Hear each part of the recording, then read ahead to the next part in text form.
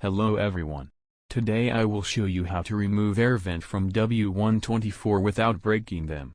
You don't need any special tool, just two long sticks like the one I am using. Would be easier if they are stronger than mine, but this is what I found at that moment.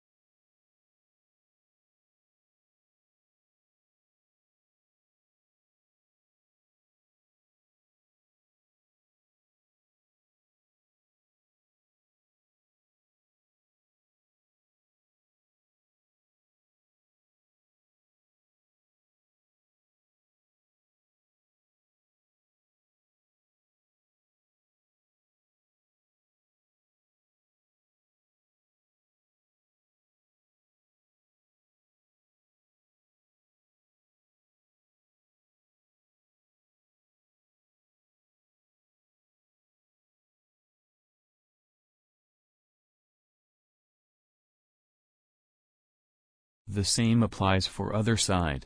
Please like, subscribe and share.